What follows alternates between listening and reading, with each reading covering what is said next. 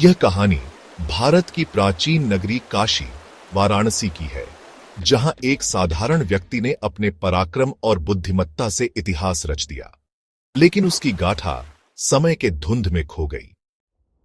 साल 1780, जब भारत में अंग्रेजों का प्रभाव बढ़ रहा था, काशी का एक भाग एक रहस्यमयी विद्रोही के नाम से गूंज रहा था, अज्ञात शूरवीर।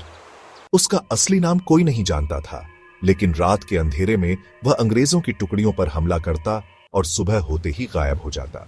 काशी के गंगा घाटों पर साधु वेश में रहने वाला यह व्यक्ति असल में एक कुशल योद्धा था। उसे तलवारबाजी और रणनीति का गहरा ज्ञान था। कहते हैं कि वह कभी कोई खून नहीं बहाता था, बल्कि अपने शत्रुओं को उनके ही हथियारों से पराजित कर देता। एक दिन अंग्रेजों के गवर्नर जनरल ने घोषणा की, गवर्नर जनरल वीओ, जो कोई भी इस अज्ञात शूरवीर का पता लगाएगा, उसे 10,000 स्वर्ण मुद्राएं इनाम में दी जाएंगी। इस खबर से काशी के लोग चिंतित हो गए, क्योंकि वे उस योद्धा को अपना रक्षक मानते थे। लेकिन उसी रात कुछ ऐसा हुआ जिसने सबको चौंका दिया। गंगा किनारे एक अंग्रेज अफसर पर अचानक हमला हुआ, लेकिन यह हमला किसी हथियार से नहीं था, बल्कि कुछ गुप्त दस्तावेज उसके पास से गायब हो गए थे। अगली सुबह ये दस्तावेज काशी के राजमहल के दरवाजे पर मिले, जिनमें अंग्रेजों की गुप्त योजनाएं दर्ज थीं। जब गवर्नर ने यह सुना तो वह क्रोधित हो गया और उसने पूरे काशी में सैनिकों को तैनात कर दिया। लेकिन अज्ञात शूरवीर ने ऐसा जाल बिछाया कि अंग्रेजों को ही अपने जाल में फंसना पड़ा।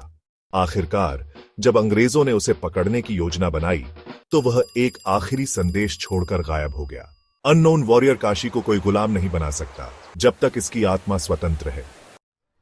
इसके बाद उस रहस्यमयी योद्धा का कोई पता नहीं चला, लेकिन उसकी गाथाएं आज भी काशी के पुराने गलियों में गूंजती हैं। कहते हैं कि वह कोई साधारण व्यक्ति नहीं, बल्कि खुद मां गंगा का वरदान था। काशी का यह अनसुना वीर कोई इतिहास की किताबों में दर्ज नहीं, लेकिन लोक कथाओं में आज भी जीवित है। क्या वह साधु था? क्या वह कोई शाही योद्धा था, या फिर कोई सामान्य व्यक्ति जिसने इतिहास बदल दिया? यह रहस्य आज भी अनसुलझा है।